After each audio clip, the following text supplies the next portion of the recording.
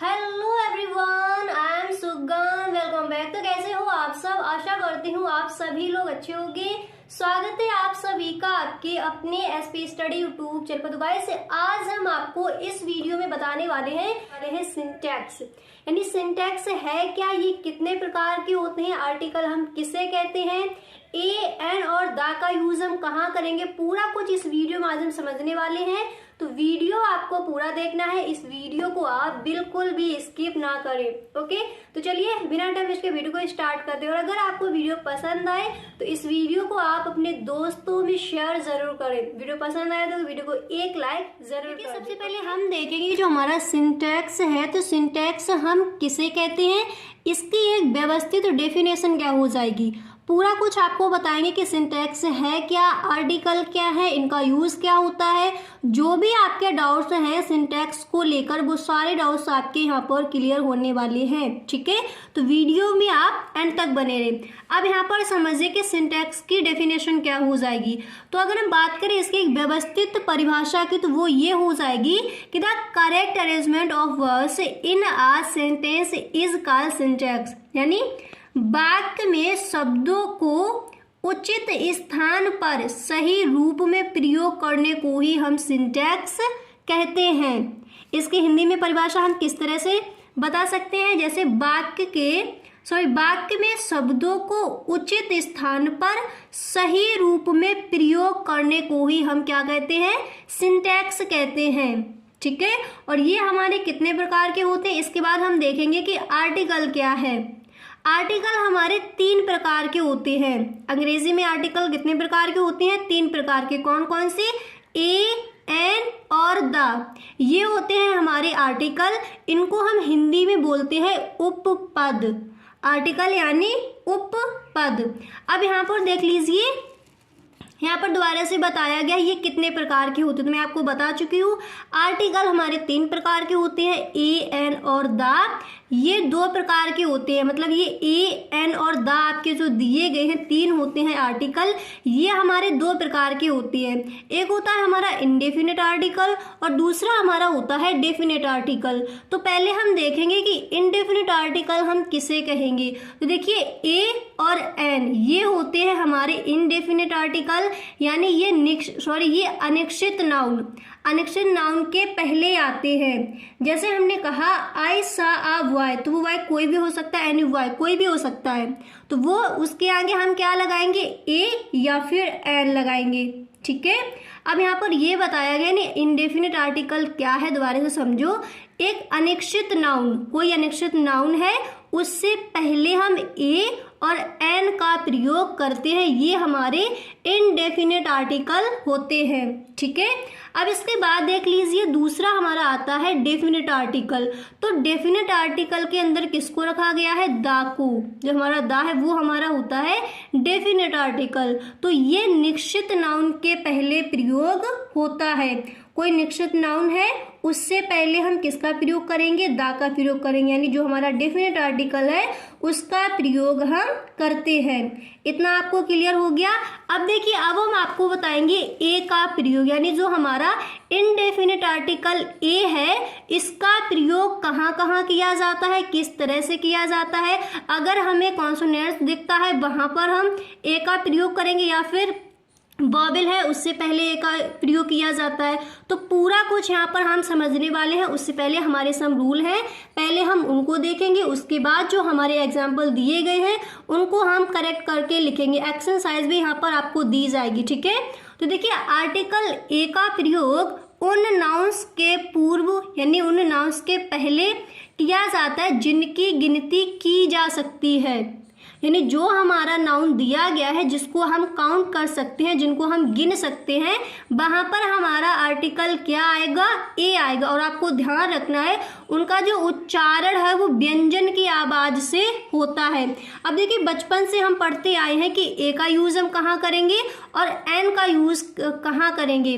हमने सीखा है कि ए का यूज हम क्या करते हैं, जो हमारे कॉन्सोनेंट्स होते हैं उनसे पहले हम ए का यूज करते हैं। ठीक है, अब यहाँ पर आपको समझना है कि व्यंजन जो है हमारा कॉन्सोनेंट, अगर कॉन्सोनेंट्स की आवाज आवाज़ जैसे हम किसी चीज़ को पढ़ते हैं, वहाँ पर जो हमारी ध्वनि है वो हमारी व्यंजन में निकलती है, तो वहाँ पर हम ए का ही प्रयोग करेंगे। जैसे हमारा वर्ड अगर हमें यू दिया गया, आगे आपको समझाया जाएगा, अगर आपका वर्ड यू दिया गया वो है आपका वॉवेल, यानी हम ए का यूज़ कब करते हैं, कॉन्सोनेंट से पहले करते हैं। और अगर हमारा यू दिया गया वो तो है हमारा vowel, A E I O you क्या होती है, स्वर होते हैं। और अगर जब उसको हम पढ़ते हैं उसकी ध्वनि अगर व्यंजन में निकलती है, जो उसका उच्चारण है वो आपको व्यंजन का ज्ञान कराता है, तो वहाँ पर हम ए का यूज़ करते हैं। आगे आपको समझाएंगे किस तरह से। तो इतना पहले आप ध्यान रखिए कि आर्टिकल ए का प्रयोग उन नाउन्स के पूर्व जिनकी गिनती की जा सकती है और उनका उच्चारण व्यंजन की आवाज़ से होता है, जैसे अ डॉग, ठीक है, डॉग, तो ये क्या हो जाएगा, ये हमारा कॉन्सोनेंट्स है। अ वुमेन, ये भी हमारा क्या है वर्ड, देखिए यहाँ पर ये क्या है वुमेन, तो ये भी हमारा व्यंजन हुआ। अ हॉर्स, अ वाई, ठीक है, इतना क्लियर हुआ। अब यहाँ पर देखिए, यहाँ पर आपका कंफ्यूजन आता है, इसमें हम क्या करते हैं एन का प्रयोग कर देते हैं। जब देखिए यू की आवाज़ यू यानी वायु यू हो, जैसे अ यूनिवर्सिटी, अ यूनिवर्सिटी, तो इससे पहले हम किसका यूज़ करेंगे, ए का यूज़ करेंगे। क्यों करेंगे, क्योंकि ये है तो हमारा क्या है वॉवेल है, और हमने आपको बताया कि कॉन्सोनेंट से पहले हम किसका यूज़ करेंगे, ए का यूज़ करेंगे। यानी अगर हमें व्यंजन यहाँ पर दिखता है तो वहाँ पर हम ए का यूज़ करते हैं उससे पहले। जैसे हमारा जो नाउन है उससे जो हमारा वर्ड है वो अगर हमारा व्यंजन है तो उससे पहले हम ए का यूज़ करेंगे। पर आपको ध्यान रखना, अगर आपकी जो ध्वनि है वो व्यंजन की निकलती है तो वहाँ पर भी हम ए का यूज़ करेंगे, चाहे वो वॉवेल हो जो हमारा लेटर है, चाहे वो वॉवेल दिया गया हो या फिर आपका कॉन्सोनेंट दिया गया हो। तो यहाँ पर ये क्या वॉवेल दिया गया है, क्योंकि ए ई आई ओ यू ये होते हैं हमारे वॉवेल्स, तो यहाँ पर ये वॉवेल दिया गया। पर इसकी जो ध्वनि, इसकी आवाज़ को देखिए यूनिवर्सिटी, तो यूनिवर्सिटी यू, तो यू हमारा ये देखिए बाई यू, ये क्या हो जाएगा, ये तो हमारा कॉन्सोनेंट हो जाएगा। तो जैसे हमारे यहाँ पर देखिए ध्वनि पर यहाँ पर डिपेंड करता है, ठीक है, आपकी आवाज़ उच्चारण आपका क्या निकल रहा है। तो ये व्यंजन में अगर निकल रहा है तो वहाँ पर हम किसका यूज़ करेंगे, ए का ही यूज़ करेंगे, ठीक है। यानी व्यंजन से पहले हमें ए का यूज़ करना होता है। तो यहाँ पर यूनिवर्सिटी है तो ये वॉवेल, पर इसकी जो ध्वनि है, जो आवाज़ है, जो उच्चारण वो किस में निकल रहा है, व्यंजन में निकल रहा, तो इससे पहले हम ए का यूज़ करेंगे। अब इसको देखिए अ यूरोप, ठीक है तो ये ई, और ए ई आई ओ यू है क्या, ये है हमारा वॉवेल, यानी ये हमारा व्यंजन, सॉरी यहाँ पर ये हमारा स्वर दिया गया है। पर इसको जब हम पढ़ते हैं तो ये क्या निकलता है, यूरोप, तो यूरोप निकलता है। तो यू क्या है, यू अगर हम देखें जैसे वायु, हमारी आवाज़ क्या निकलती है यू, तो यू क्या है, ये तो हमारा है कॉन्सोनेंट्स। तो इससे पहले हम किसका यूज़ करेंगे, ए का ही यूज़ करेंगे। यानी आपको आवाज़ देखनी, अगर आवाज़ आपकी व्यंजन में निकलती है तो वहाँ पर हम किसका यूज़ करेंगे, ए का ही यूज़ करेंगे, ना कि एन का, ठीक है। इसके बाद आ यूरोपियन ड्रेस दिया गया था, ठीक है। अब यहाँ पर आपका दूसरा रूल कहता है कि एक वचन में जातिवाचक संज्ञा, जातिवाचक संज्ञा को इंग्लिश में क्या बोलते हैं, कॉमन नाउन। एक वचन यानी सिंगुलर में जातिवाचक संज्ञा यानी कॉमन नाउन से पहले वन का भाव प्रकट करने के लिए भी हम ए का प्रयोग करते हैं।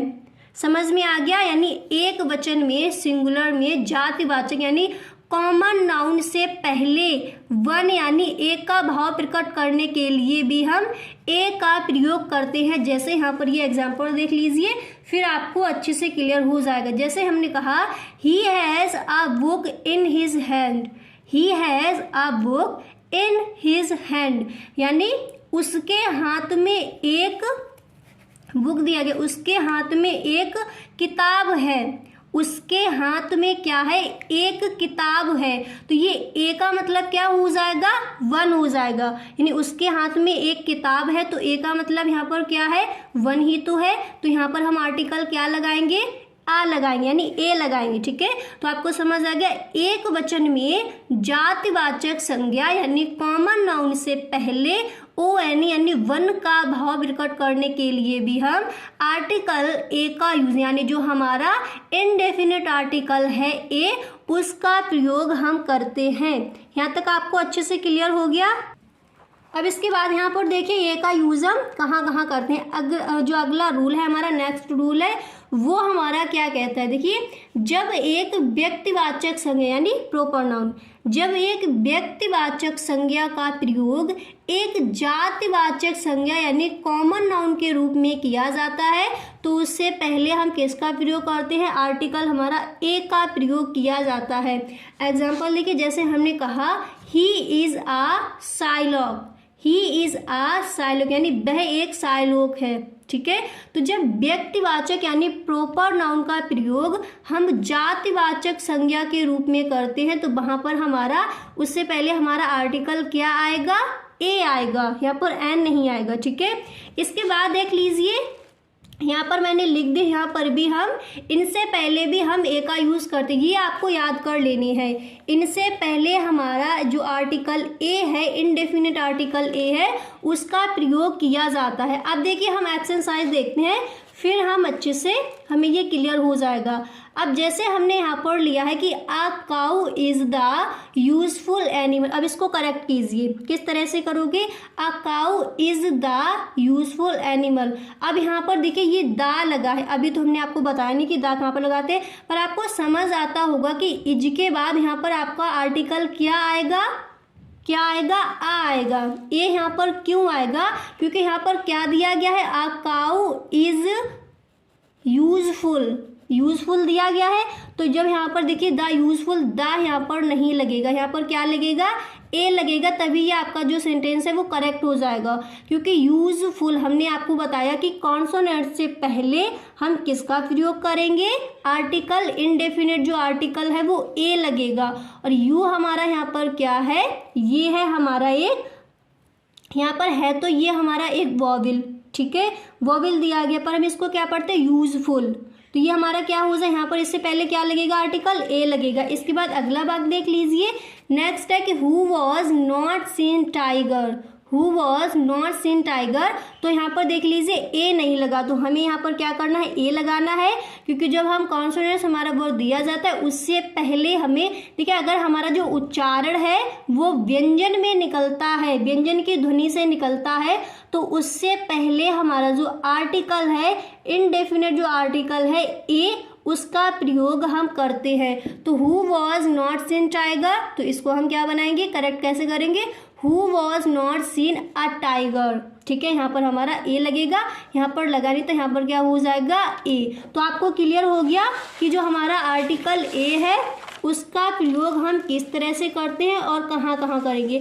अब देखिए ये आपने सीख लिया। अब इसके बाद हम आपको बताएंगे कि एन का प्रयोग, जो हमारा आर्टिकल एन है और आर्टिकल द है, इसका प्रयोग हम कहाँ करेंगे वो हम आपको नेक्स्ट वीडियो में बताने वाले। ये है हमारा पार्ट 1, तो पार्ट 2 देखना आप ना भूलें, ठीक है। तो आज के लिए बस इतना ही, मिलते हैं नेक्स्ट वीडियो में। अगर आपको वीडियो पसंद आया है तो एक बार दोस्तों में इस वीडियो को आप शेयर ज़रूर करें। Okay, thank you so much.